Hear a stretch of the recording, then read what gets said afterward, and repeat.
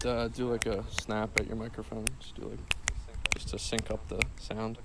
Okay. All right. There we go.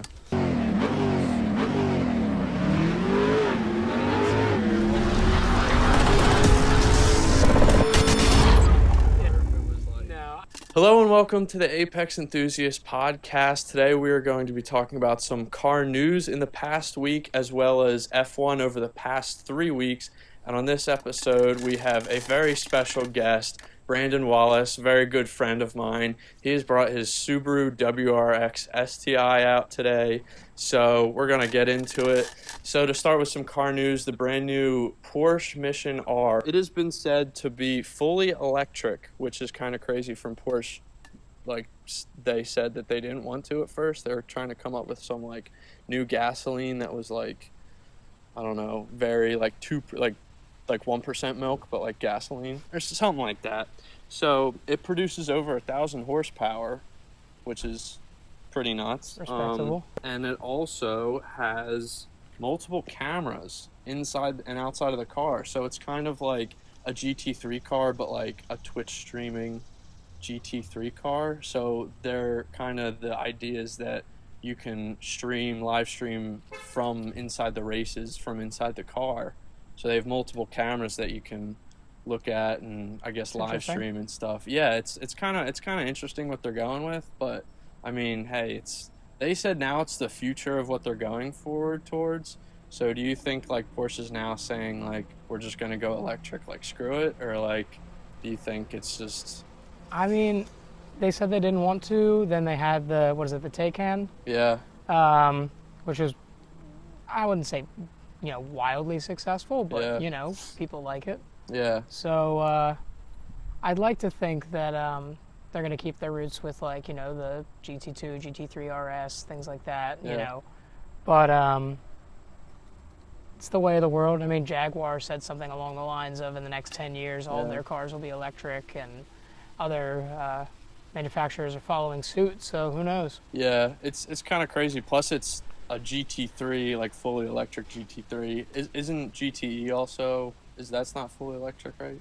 GTE. I'm not positive. Yeah, but it seems like a whole new class. Now it seems like they're trying to do what like Formula E, but GT3 like fully electric. Which I mean, that would kind of stink if that started going that way. But with some other car news, we're going to be moving with the brand new 2022 Subaru WRX. You've seen it? You've seen pictures? So it's gross, right? It's. I got to see it yesterday at Wicked Big Meat up in Connecticut. Really? And it was. I mean, arguably, it's better in person. Mm-hmm. The design stylings. If you look at every sequential year, it kind of makes sense where they're going with it. But I don't know, the plastic fender flares that everybody's talking about, they don't fit right around the doors. It looks like a Crosstrek. It looks like a Crosstrek. People have been saying we want a turbo Crosstrek forever, and it looks like Subaru just kind of turned the WRX into that. Yeah, exactly. I think a lot of people are saying that they're trying to, it's a theory, they're trying to slowly flush out the WRX. Because the Foresters, the Crosstreks, like all of their mid-size cars are starting to get more popular, and that's what's selling for them. Yeah. And it seems like some people are saying they're trying to slowly oh, well, it's not selling, so why would we produce it, kind of a deal, make up an excuse. I mean, I don't know. I know the Evo went out, they ended that with producing at Mitsubishi. With the 10. With the 10, they were like, this is it, this is done. And everyone was like, wow, this is a pretty good car to end it on. Do you think Subaru's going to end the WRX on this model? Or do you think... I'm not positive. Initially, I thought that. Zach and I have had many conversations about that. Yeah. But yesterday, I overheard there's a guy showing people around the new WRX, and someone was like, oh, it looks like a Civic. Yeah. And the guy from Subaru of America was like, how'd you like the Hawkeye when it came out? And, everybody around him was like, oh, it's great. And he's like, nope, you're lying. Because when that came out, everybody hated it. Yeah. So, and then now it's a cult classic. Mm-hmm. So, I mean, clearly, because I went out of my way to buy this one. Yeah, but, right. I mean, he has a point.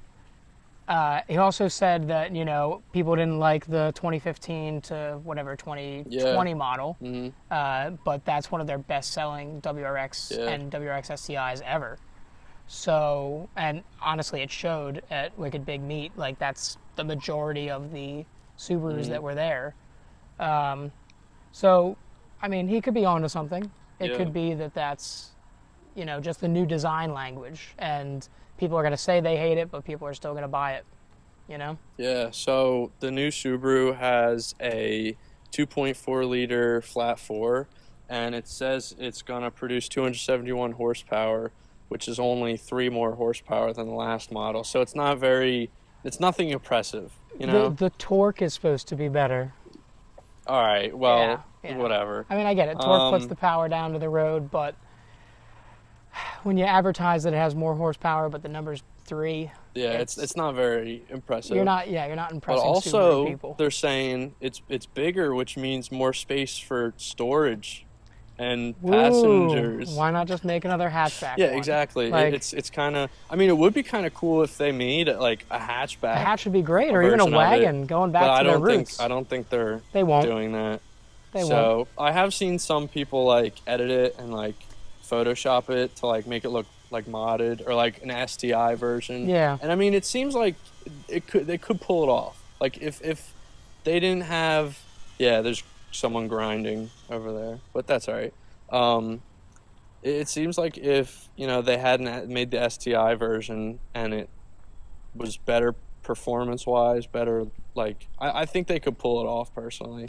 But if it was like the last installation, maybe. You know what I mean? Maybe. I mean, I'm excited to see what Vermont Sports Car will do. Yeah. Making the rally car, making a rallycross version, really going all out on it. Because that's what it's known for. That's the roots. That's where it came from. Yep. That's where the Hawkeye got, its legendary title. Yep. Like so many other models before it.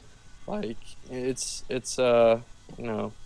needs the rally part. That's what it needs. To be known, to be popular, and this new one just doesn't look like it's got potential of it, No, I agree. We'll see how it goes. It's got potential, I think, maybe, but we'll see in time to come. So now moving over to motorsports, which the last 3 weeks we have seen 3 F1 races back to back. First we started with the Belgium Grand Prix. Yeah, at Spa. That was kind of a disappointment, I'd like to say.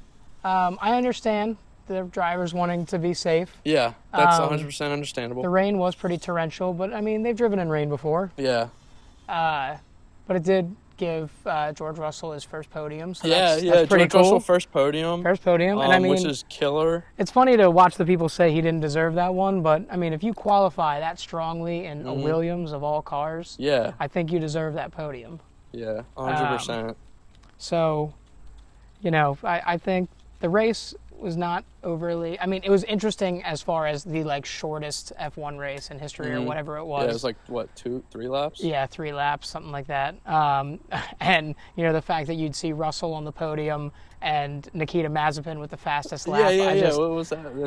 It's kind of insane to me. But everything happens for a reason. So maybe. It's but I mean, everyone was pissed at the FIA. And how they always are. Yeah, that's true. Like I mean, we'll get to it, but think about yesterday. The MAFIA. Yeah. But, I thought it was weird. A lot of people didn't like they gave half points. Yeah. And also so many people were complaining that they were like, well, we're going to seek into different results or different ways to handle things like this for years to come. Well, they've never had that situation. Yeah, it's never happened. So how would they know? But I thought it was weird they did the half points. Yeah, it is a little odd. Yeah. I did think it was funny, though, that it was raining there, and when we were at Autocross. Yeah, torrential Bader Field, represent, got the Bader Triangle shirt on.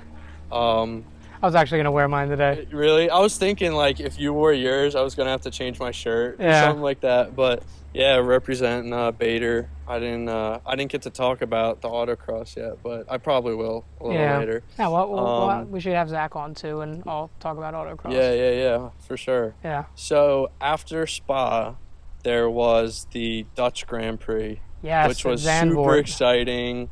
Yep. Super, like, the whole crowd was going crazy, like, the entire time. Oh, yeah. The entire time. Flares just everywhere. I mean, did you hear the drivers saying that they need to stop the flares because no one can see? Great. The Orange Army showed out for sure. Yeah, yeah. And so, what a win for Max. Yeah, yeah. First home Grand Prix in what, like 20 years, something like that? Yeah. It's since, what, 86? Yeah, longer. Or something, Longer. I think. Who won there? Was it Emerson Fittipaldi or No. I don't remember. It was one of the older guys. But yeah, crazy race. Yeah, crazy race. Max Verstappen came in first. Yep. Lewis second. Bottas third. Third. Usual lineup. Yeah. The usual top three. But yeah, that was a great race. I forget where I was watching it. I think I watched it down the shore maybe or something like that. But Yeah. it was awesome. And then yesterday we had I can't think of it. We had Yesterday I didn't get the chance to watch. I was watching it in spirit. I watched the highlights. It was why can't I think of it? I literally just watched it yesterday. Italian. Oh, Italian we were Grand at Prix. Imola. How can you forget? We were at Imola. You know? Yeah, my bad. Monza. Oh no, yeah, Monza, not Imola. Monza. That track is always like speedy track. Like they're always like full. Well, I full mean, the throttle. chicanes are ridiculous too. Mm-hmm. Clearly. Pretty crazy race. It was very exciting on my half. I started watching it when it started in the morning, and I had work. But then I just was like holding my phone out, like just like checking it out like the whole time. So what happened was they had the sprint qualifying. Oh yeah, love the sprint qualifying. I think it's a really interesting way to do it. But a lot of people are saying that it's honestly not that interesting, only because they do qualifying and then they also do sprint racing. And a lot of people are saying that What's wrong with more racing though? Yeah, but a lot of people are saying they would rather see one or the other, because then it's like, oh well, if it's qualifying, that might as well be the way that it lines up on Sunday anyways. That's what they're kind of thinking. But you really can't have sprint qualifying without qualifying. Like, how yeah. can you choose? Well, they're saying that doing it according to either the previous race, that'd be interesting. the outcome, or the championship lineup. But that would put, But then if you have a bad race, if say you're spun out by someone or you get a puncture, that messes up your qualifying experience. Yeah. But I guess the same could be said for And some people pre-practice. are saying the one lap qualifying. You just do you start and you only do one lap, see what time you can get, which would be nuts, but I don't think they're... Yeah, a one and done would be interesting. Yeah. You messed up, you messed up. So that race was pretty interesting. We had Daniel Ricciardo come out on top. On the start on top. Even though Bottas finished the sprint in front. They switched out his engine or something. He had his fourth engine of the season. Yeah. And anything after 3, you're penalized by having to start at the back of the grid. Yeah. So I think that Lewis needs another engine and Max needs another engine, but they decided to do it for a different race instead of this one. Yeah. So even though Valtteri, he finished sprint qualifying in front, he still got thrown to the back. Still had an amazing drive, Yeah, though. Honestly, I feel like no one's talking about that. Like, you can't... Like, that's insane. You can't beat that. Like, the last time we saw a drive like that was Perez when he came from 20th to win the race back in, what was it, the Sakir Grand Prix last year? Yeah. Yeah. And I think also Perez in the Dutch Grand Prix, he came up a bunch. Oh, yeah. He came up Which a bunch. Which is amazing because Zandvoort is not known for overtake positions. Yeah. There's not really a place to... And that track looks cool, too. It's got some nice banks and stuff. Yeah. Like, it's really interesting. Oh, yeah. So, with the Italian Grand Prix at Monza, so when it started, it was Max Verstappen in front, and then Daniel Ricciardo in second? Am I right? Or am I... Yes. I wasn't paying attention. I wasn't even watching the start. I don't remember the qualifying positions. He was in third, and he moved up to second, because Bottas got moved to last. Yeah. So, yeah, anyways. Yes. So then he started in second, and then he came out in front of Max at the start, And it was kind of funny because, and in an interview, someone was joking, like, I think it might have been Daniel Ricciardo was joking, like Max saying, is gonna like, let him go. he was like, oh yeah, like, you know, Max was saying he's had too many wins this season, like he's just gonna defend behind me, and that's actually kind of how it started. Like, I don't know if that was like actually what he was talking about, or if it was like I think he meant it as a chance. joke, but it perfectly lined up. So yeah, Daniel Ricciardo, he started out in front. He led the entire race from start to finish, which is awesome to see because he hasn't had much luck. No, I mean, ever since leaving Red Bull, he's had a rough go of it. Yeah. I know he wanted to change, and clearly there was a lot of pressure being Max's teammate, but I almost wish he had stayed with Red Bull. Yeah, me too. Because it would have been a very different thing. I feel like he would have had, personally, a better chance at being higher up with Red Bull, but he is showing that he can drive in a McLaren regardless. McLaren is a nice place for him, honestly. Because Red Bull is a lot of pressure for anyone. I mean, Pierre Gasly was out, Albon was out. Yeah. You know, Perez is doing well, but probably not. He's kind of like... He's not up to what they want still. Yeah. So, yeah, with that. And then I forget which lap it was, Max and Lewis crashed. They both knocked each other out. Honestly, I feel like they're like trying to push each other against each other so hard that they're just knocking each other out like every other race. Whose fault do you think it was? I think that it's hard to tell. Or do you think it was just a racing incident? I think it was a racing incident because the way I like to think of it, if it's one driver specifically's fault, it's their fault. If it's kind of both their faults somewhat, then I think it's a racing incident. And I think they both probably could have done a little more. I think it was more Max's fault. I think he could have... it's hard to tell because he came right up next to Lewis as he was going into the first turn, and Lewis can't really... I mean, he can't really do much. Like, he was turned pretty much most of the way around the first turn, and Max was right up in there. So by the time Lewis was already turning, Max was right next to him, so he couldn't do anything there.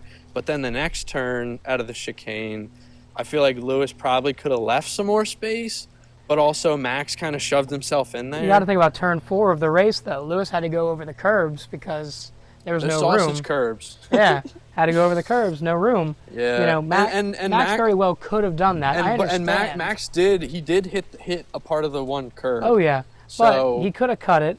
I understand that, like, a lot of people, you don't want to cut it because you lose all your steering. Yeah. So I think they both could have done something to avoid it. I just think Max could have done a little bit more.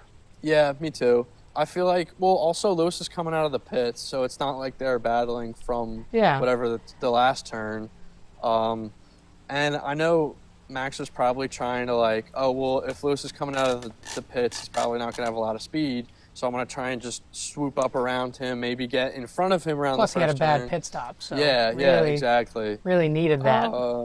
Yeah, that was a bad voice crack. Probably going to cut that out. Anyways, but I feel like Max probably, I know obviously they're both aggressive, and that's the reason why they're on the teams they are.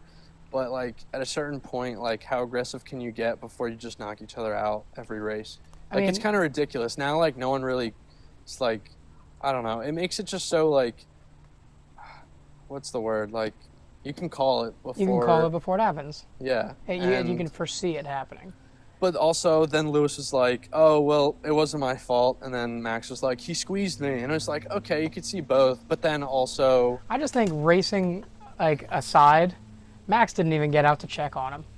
Yeah. You hit him in the head with your tire and you didn't check on him. That's kind of a dick move. I mean, it could be that he's just a young kid still, but, like, you know, Lewis didn't really badmouth him, but that's tough. That's a tough situation to be in. Yeah, a few people were saying because he was, like, they were defending Max, saying, oh, well, his wheels were spinning. Like, so you could see he was still, like, conscious or something like that. But even then, like, your car's on top of him, bro. Your car's on top of him. Like, that's scary. And it's funny or not funny, it's weird, scary to see the videos of Max moving his head and Lewis isn't moving. Yeah. Like, not even a little. Yeah, and it's like... That's kind of terrifying. You wonder, like, when I watched the highlights, I already knew he was okay, but in the highlights, you can't see his head move. Mm-hmm. And Max is trying to get out, and it's like... Max didn't, like, walk by, which is kind of whack, to be honest. Like, even if it's, like, I get heated because, like, he just knocked me out, like, I still would have checked on him. Yeah. Like, I know it's a rivalry, but, like... Well, that and his Instagram post was something along the lines of, like, takes two people to have a crash. You need to leave me room. Yeah. And Lewis was just like, I'm glad I'm alive. Backhanded. Yeah. Lewis was like, I'm glad I'm alive. Like the Halo system. Thank God for the Halos. God was looking down on me, something like that. Yeah, because if there was no Halos, his neck would have been crushed. Oh yeah. The whole tire was on top of him. Yep. And then Max tried like flooring it. Yeah, I saw that. And the wheel was just going. I'm like, dude, chill. Like, the tire's by his head, dude. Like, it's not all-wheel drive. Your rear tires are like off the ground, bro. Yeah. You're not going to be able to. Not superior all-wheel drive. You know what I'm saying? Symmetrical. Oh, baby. Yeah. So for that, Max was handed a 3-place grid penalty for a lot of people are the pissed Russian about Grand that. Prix. I think only because I feel like it's a racing incident. It's so excessive, and a lot of people were comparing it to Silverstone when Hamilton knocked out Max and got a 10-second and only penalty. got 10 seconds. Like 10 seconds really is not like that. Yeah. I feel like it doesn't do much. And he still won the race. Anyways. So I can understand people's. I think. Agitation towards it, but. Yeah. I think that's a little excessive. I think that was mainly due to the fact that he didn't. I feel like it might have been due to the fact that he was just kind of like. I mean, I don't think the FIA can take into like backhanded comments, but still, I mean. Everybody's pissed at the FIA every day for something else. Nobody likes them because they always just cause crap, issues, havoc, stuff. But I mean, you can't live with them, can't live without them. Right? Yeah, exactly. So then after that incident, though, Daniel Ricciardo kept his lead for the entire race, and Lando Norris caught up, and he was in second place. And actually, it's kind of funny. Lando Norris was saying. Like, Daniel Ricciardo needed to, like, pick up his pace or else he's going to catch up. So, Daniel Ricciardo was in first, Lando Norris, second place coming up, and... That's McLaren's first one, too, and I can't even tell you how many years. I think they said it was 2010 was the last one, too. Or maybe 2008? 2010, maybe? Was the last one, too. Their first one, too. Last McLaren win, I feel like that was... Something was 2013. I don't know if that was McLaren win. I wonder if their last McLaren win was when Hamilton was driving for them. Yeah, maybe. Yeah, in any case, though, amazing for them. Yeah, amazing. 1-2 finish. I can't McLaren. wait to see. So Zach Brown had promised that when Daniel got his first podium, he'd be able to drive one of the old NASCARs. Yeah. And so I can't wait to see if that really happens. That would be really cool. That'll be awesome. The one thing I was worried about, though, when I was, like, listening to it was, like, I was listening on the F1 app, and, like, they have the little, like, the radio call-ins and stuff, so I was, like, listening to those. And I think it was Lando was asking, like, hey, should I push on Daniel, or should I just, like, stay behind him? And they're like, no, we think you should just leave, like, let Daniel go ahead, like, just don't, because I was worried that they were gonna say, Daniel, slow down, let Lando pass. Yeah. And like, because I mean, there's not really a number one driver, mm-hmm. but like, Norris gets all the points. Norris does get all the points, and I think strategically for the team, it would have been better for Lando just because he's in fourth now for the Drivers' Championship. Yeah. Yeah, so but I think the it would have points are all helped theirs him. anyway. Yeah. So the constructors' points are really what they want. I think it was the better decision. Like, everybody wanted to see Daniel win. Like, well, yeah, you know but what I even mean? if I had this thought earlier today, even if they did want Lando to push, if they thought Lando could win, why not? If they think he's the stronger driver, why not keep him behind so you can secure your 1-2? Yeah. And then, if something were to happen and somebody were to get around Lando, like, first of all, if he's stronger, that won't happen. Yeah. And if it did happen and he's stronger, he can get back around. Right. Like, why put your worst driver, not that Daniel Ricciardo's bad, but why put your worst driver in a worse position? Right. Yeah, that's true. Yeah, and I mean, I think it was the better call. Like, I feel like it would have been like a dick move to get Lando in front. You know what I mean? And also, it is kind of more strategic to have Lando in front. But I think it was better to have Daniel Plus, they get all the points. Yeah, they get all the points, 1, 2. And, Daniel, not that he's on his way out, but he's getting up there in age. Lando is going to be in this for a while. Yeah.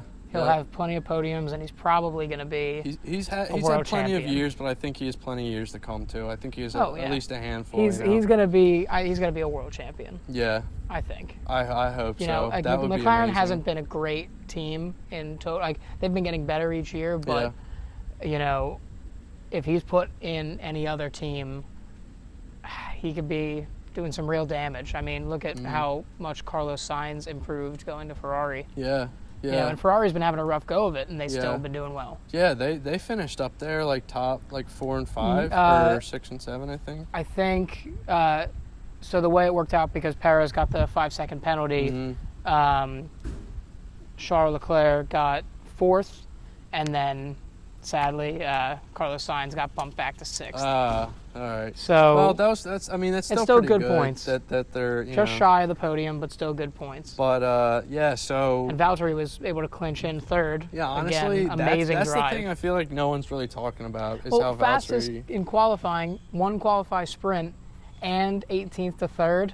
I think I think he has a new motive now that he knows he's not going to stay at Mercedes, and he's saying, "Screw it, I'm just going to go." Oh yeah, and now we get to talk about that. Yeah. So first, we want to talk about all the signings that have happened in the past few weeks that we've not talked on the show yet about.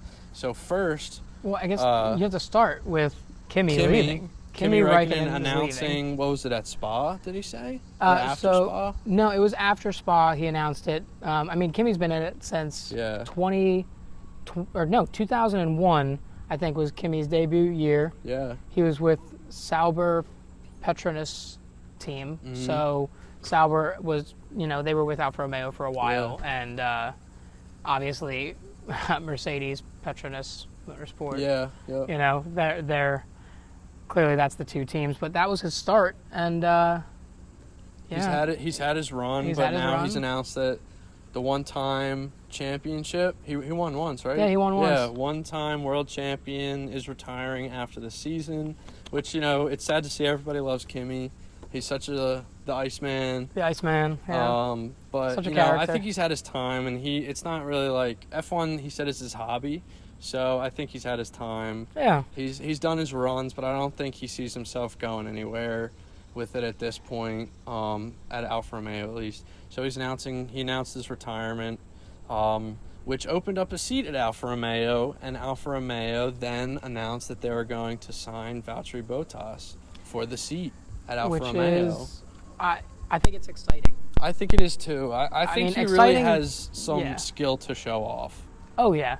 I mean, so there was an interview with Toto Wolff, and he had mentioned, that bad luck is stapled to Valtteri's steering wheel. Really? And he's like, he's been a great racer, great drives, amazing podiums, wins, fastest laps, pole positions, the whole 9 yards. Mercedes has been a great place for him, but I'm excited to see what he can do in another car. Yeah, 100%. I do think that him being the second driver at Mercedes, they really nerfed him down. Oh yeah, one of the top teams. Oh yeah. Second, he's pretty much there just for strategy,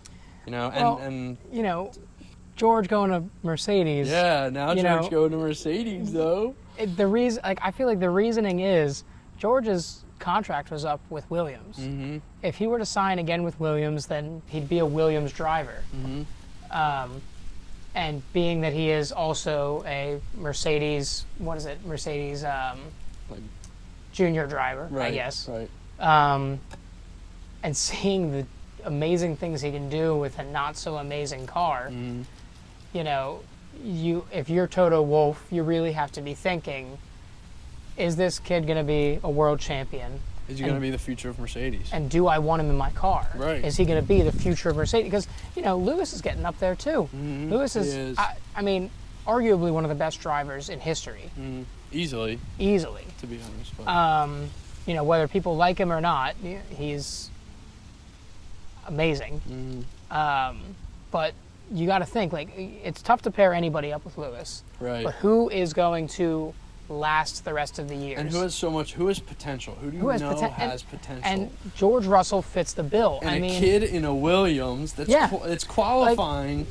Esteban Ocon was one of their drivers too. Yeah. But if you had to choose between Esteban and George, Esteban does great things. He did great things in a Renault. He did great things in a Racing Point when he was in it. Yeah. And he's doing great things in Alpine. But now with the seat in the Williams Open, Alex Albon has been signed to Williams, and Latifi re-signed, which is nice to see since he's gone to other things. It's cool to see that he's not really a pay driver anymore. Yes, he has money and pays to be on the team and pays for part of the team, but he's winning points. Yep. I like Latifi. I think he's a good driver. Mm-hmm. He just has a rough go of it in the Williams. Yeah. So I'd like to see that team now with their added bonus money from this year from being in the place that they'll probably finish. Yeah. I'd like to see what they can do. Yeah, me too. Especially, I'm not sure. I think, are the rules changing next year for sure now? There's the new car now. Right? Yeah. I don't know if the rules are changing much. They talked about the rules change for a while about being on a more level playing field. Like no team could spend more than other teams. That would be interesting. So it'd be very interesting to see that. All right, so now we're done with motorsports, finally. Yep. Done with motorsports. We're going to go into interviewing Brandon Wallace about the cars he has owned, and specifically the STI he has now. So first, you did own a CRZ. Yes, Honda. The Spoon Honda CRZ. Yes. Tell us a little bit about that. I wanted either an S2000 or I wanted a CRZ, just because to me, I thought the CRZ was interesting and S2000s are awesome. Yeah. Couldn't find an S2000, nor is it a practical daily driver, so I went with the hatchback. Yeah. Hatchback hybrid. I always knew that I wanted to do Spoon with it. I knew it was going to be expensive, but screw it. All the best things are expensive, right? Yeah, you can always get money. Yeah. Experiences are better than money. Yeah. 100%. Time is fleeting. Do what you like. But, you had it for how many years? 3, almost 4. 3, almost 4 years. Yeah, before selling it. Yeah. And it just came time that you were like, I want something I love better. The car. I love it to death. It was giving me some trouble at the end with some electrical gremlins and stuff, and eventually I figured it all out. I could have kept it the rest of its life, but it was time for something new. Time for, something that I felt like was more me. Yeah. Which is this beast of a car. Yeah, give it a little roof slap. Yeah, give a little love tap. So, I'm still amazed that you got this thing. Dude, me too. I have a hard time imagining that it's just mine. believing. Yeah, when I walk outside and I see it. When I saw you rolling up, I was like, oh, damn, man. This is sick as hell. Yeah. So tell us a little bit about how you found it. What's the story of how you found it, how you got it? I frequent Facebook Marketplace looking for things I'll never buy, but so do we all. I looking for knew, something we can't get. Yeah. Well, you could get this. Like our gambler car. Yeah. Yeah. I knew I wanted this. I knew it was time. This was the goal. I found a few that weren't quite right. I knew I wanted World Rally Blue. Yeah. To me, that's always been my favorite. I painted my first ever Honda World Rally Blue, so everything kind of comes full circle. Oh, yeah. But I knew I needed this exact car. And on the East Coast, there were none. And then I found one at a dealership in Michigan, and at the time, I was planning on taking a trip to Ohio with our buddy Aaron. Yeah. And then it ended up not working out. We couldn't make it out there, so I wasn't going to be able to make it to Michigan on that trip to see the car. There was one in Oregon that I wanted to fly out to see when cheap flights were a thing. Yeah. That didn't end up working out. The Carfax didn't really check out. Oh, man. And then one night on Facebook Marketplace, I found this one in Annapolis, Maryland. Messaged Zach, and we were down there the next night, maybe next 2 days. Yeah. Drove down one day when he was done work and I was done work. Brought a sack full of cash. Test drove it, couldn't stop laughing, couldn't stop smiling.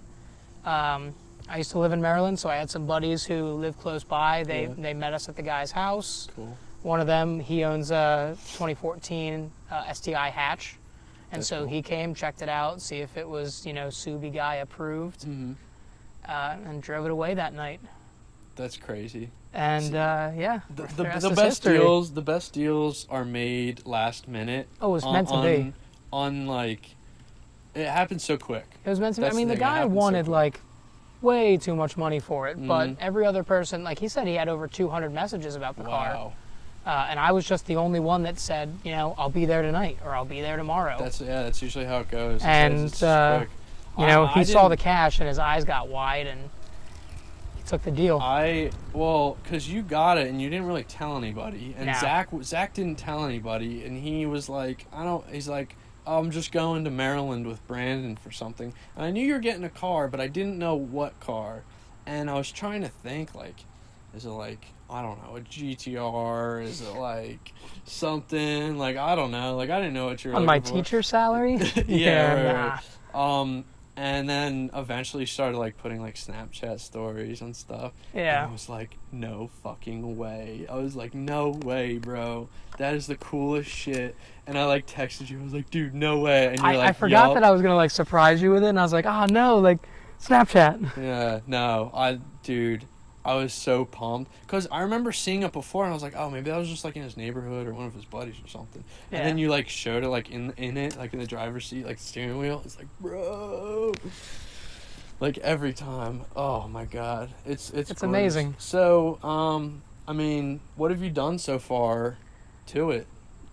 Besides sell the Enki wheels that were on it and put the stocks back on and throw on some meaty autocross tires, really nothing. Really? Yeah, it's got a built. It's too good to do much It's to too, it. yeah. You know? It's got a built motor from the guy before me. A brand new stock turbo. Yeah, it's basically it's as close to stock but still built as you can get, I guess, or at least that I could find. Yeah. I mean, it's got BC Racing coilovers and it's got an exhaust, but it's as close to stock as I could find, which is exactly what I wanted. Yeah. Damn, that's Yeah, amazing. and it'll probably be staying this way unless I can find some rally lights. Yeah. Yeah. So, I mean, if you did find rally lights, what would your plans be with it? Well, I want the rally wing and the rally lights, but Yeah. I want a spare hood and a spare trunk, so it'll always stay stock if I want it to be. I gotcha. Make it interchangeable, Yeah. like we're playing Forza. Yeah. Swap out the hood, have the old one sitting there. Yeah, dude, that's awesome. So you were up. Where were you at with the where you went up to Connecticut? So Wicked Big Meat, the Yeah. Subaru of America. It's not exactly Subaru America, but they're always there. They put on a show, actually quite a few shows across the country, but Wicked Big Meat is on the East Coast. Yeah. Same with Boxer Fest, that's in PA, so that might be something to go to as well. But it's just an event for all the Subaru nuts. That's awesome. Yeah. It looked huge. It was looked huge. I saw. There were thousands of you cars. went up there with Zach. Zach, our buddy Noah, who drives a Hyper Blue STI, one of 700, and he rallies it. Yeah, he's a nut. Absolutely destroys that car, and I can't be happier about it. That car is gorgeous. Every crack and every dent and scratch has a story, and to me, that's amazing. Yeah. There's literally dirt inside. Like there's just dirt dust everywhere. in Everywhere. It's awesome. It's awesome. And then our buddy Kevin, who we autocross with, he drives a Volkswagen GLI, but he also has a Blobeye WRX, and so he brought the WRX up. Cool. So yeah, that looked like an awesome time. I Oh gotta yeah, say. It looked really we missed fun. you. You should have come. I know. I had work, and I couldn't really get out of it. But Yeah. It looked awesome. It looked like so much fun. It was a killer time. And Travis Pastrana's Yes. Gymkhana- Air Slayer. What is it? Air Slayer. Air Slayer. Dude, Yeah. that thing has, I think, the most downforce and like aero on any Subaru. Like, Oh yeah, ever. 100%. Getting to see it in person was amazing. Yeah. You know, and like all of us just kind of like touched the tire. Like we're like, yeah, we touched Travis's car. That's cool. Yeah, it was super cool. Got to meet Bucky Lasek. Got to watch Scott Speed drift around the Subaru of America's rallycross car. Amazing time. I mean, I got to see the WRX. Got to see the 22B. Yeah, I saw that there. I saw that. Yeah. Was that sick in person? Oh, I've gotten to sit in one. Actually that same one, Subaru of America has it down in Cherry Hill by me in Jersey. And so I got to sit in that one time. But getting to see it in person for like the second time, I was like, this is phenomenal. Yeah. So I got to see all kinds of stuff. It was a killer time. Yeah. I've always wanted to go, but now that I own a Subaru, it makes sense to go. You wanted to go even more. I know it was a calling. Oh yeah. It's a religious calling. Oh yeah, and you know, when you go to car meets and car shows, everybody loves cars, but it's cool to go to one where everybody loves what you have. Right. You know? Yeah. There's not a single person that hates what you have there. Right. Everybody's a friend. And so that's an amazing thing. That's really cool. To be a part of. Were there any people that you like talked to specifically that had any cool stories about the Subarus? So there's a guy that, you know, he built his own 22B clone. We got to talk to him for a while. Talked to the guys at Vermont Sports Car about what they're doing. Did they say anything?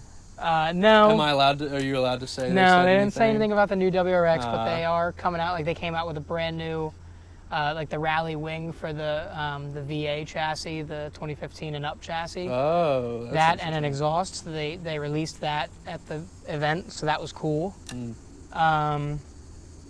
Yeah, it was a great event. Yeah, that's awesome. Just something to bring like all the Subi enthusiasts together Yeah. for one big thing. So obviously this channel is for car enthusiasts and drivers alike. I'd like to say you have a driver's car. You drive it like you're a driver in a driver's car. Drive it like I stole it, dude. Yeah. So, I mean, more about you specifically. So what got you into cars when you were younger? What brought you into, what were some things that brought you into liking cars? I got a Miata because it's cool. Go back to Zach's video. Look, because I like it. Because I like it?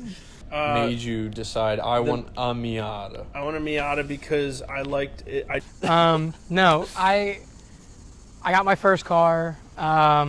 I wasn't super into cars, but it was like, it was ugly. Yeah. So I wanted to paint it, and I love Subarus, so I painted it World Rally Blue. Nice. Sadly, I totaled it. And at the time, we had a family friend who owned a body shop, and he told us we could keep it there. And I started working for him for extra money, and fell in love with doing body work and paint and tearing down and putting cars back together. And our shop worked like exclusively with Subaru of America, so we got to do all the cool stuff for them. I got to see some amazing cars, and we worked on classic Rolls Royces and stuff. And so I got to experience this whole different side of like what cars are. Yeah. And that really just kickstarted my passion for wanting to build my own vehicle. That's cool. So you really got like a hands-on first approach rather than just saying like I like cars, so I'm gonna buy one. It or was like seeing stuff on the internet like that are cool and then like not really doing anything. You got hands-on first, and that's what kickstarted you. And that's really cool. Yeah, I'd say for me, I mean, I've always like just had car stuff. Like my dad was really into cars. I'd say like Speed Racer we used to watch. The old Speed Racer cartoon. Yeah. And what else? I was trying to think of something. I was a truck kid growing up. Truck kid? It was trucks.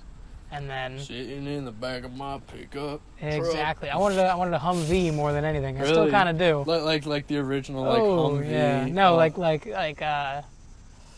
government surplus Humvee. Cool. Maybe one day I'll get one. Yeah, that would be kind of sick. But cars. I've always loved motors, but now cars are the thing. Yeah. The place to be. That's awesome. So we autocross. We do. We autocross. We like to autocross. Just did one. How many weeks ago was that? 3? 3 weeks ago. Came in 3rd place, boy, in the novice class. Honestly, That's the one thing. Big day. Big day, but honestly, I could have done non-novice. Even though I know it was my first time, so I did it. But if I did non-novice, there were only 2 people in my class that were non-novice. So, like, the STX class. Yeah. So I would have came in second. Now I know. Make myself STX for next autocross. Yeah, I just did, I bought new brakes. I got Hawk brake pads and Brembo rotors. Nice. So I'm going to set those up. And, yeah, I still hear the Did you put them on yet? Shit. No. I'm going to do it this week. Okay. If you need help, let me know. And then I got oil. Going to do an oil change. Yeah, so. Zach and I did one Saturday. Yeah. In preparation for driving to Connecticut. So, getting my car together for it. And then just going to have to do another oil change right after. Because, throwing it all around. So would you say that with you being, proper car enthusiast, you and me and Zach and a lot of our friends, proper car enthusiasts, would you say that there's something about certain people these days that are not very car enthusiast-like? Oh, yeah. I have a hard time going to meets and shows anymore. Yeah. They're just not enjoyable. I mean, when we go to autocross, we know everybody's there to race, have fun, and that's it. Yeah. Get to know each other, so that's a great time. Yeah. But, everybody's got an ulterior motive when they're going to a car show, car meet. Like, people just want to act like idiots. Yeah. But all the V6 Chargers and all those guys just trying to they want the clout. The takeover meets. They want the clout. Or they just do burnouts, then get the cops called on them. Yeah. I remember Zach and I went to one in King of Prussia. I think Zach Reinhardt was there or something, and Zach and I were walking around. And I think Vega was there too, but we went there and it was actually packed. Like, it was fully packed. It was right next to the one movie theater. Yeah.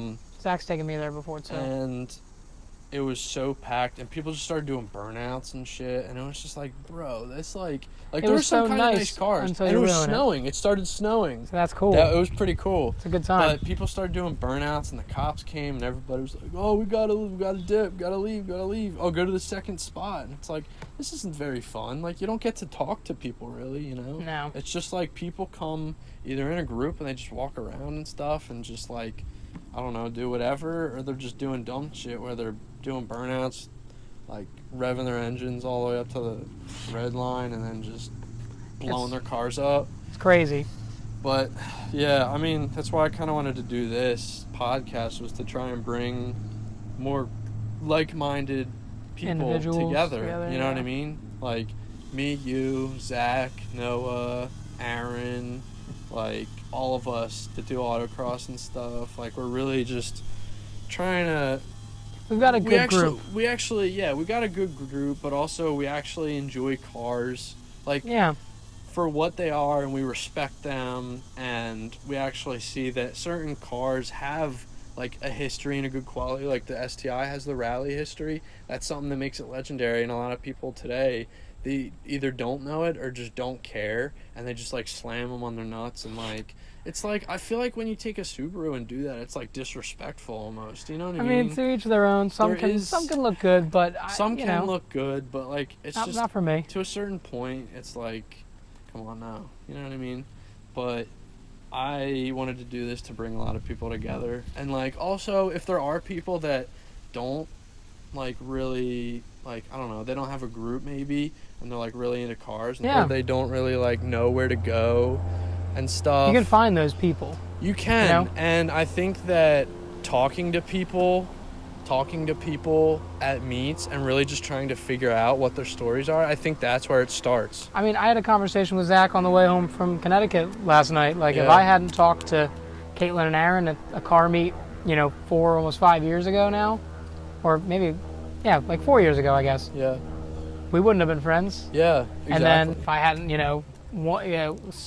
been seeking out. Hi. How are you? Good. Doing well. How are you? Well, that looks relaxing. Yes, it is. very. Let me make a TikTok video. I'm making a podcast. I have a podcast. I'm interviewing my buddy here. Brought his car over. Yeah, car podcast. Oh, good. Yeah. Yeah. Rolling right now on Yeah, no, you're good. No, You're no, all right. it's all just recording. We cut it up. Yeah, so you're good. No, you're all right. So yeah, I think that's kind of where it starts, is just having Yeah. conversations with people. Like if I hadn't met Zach through photography, we wouldn't have been friends.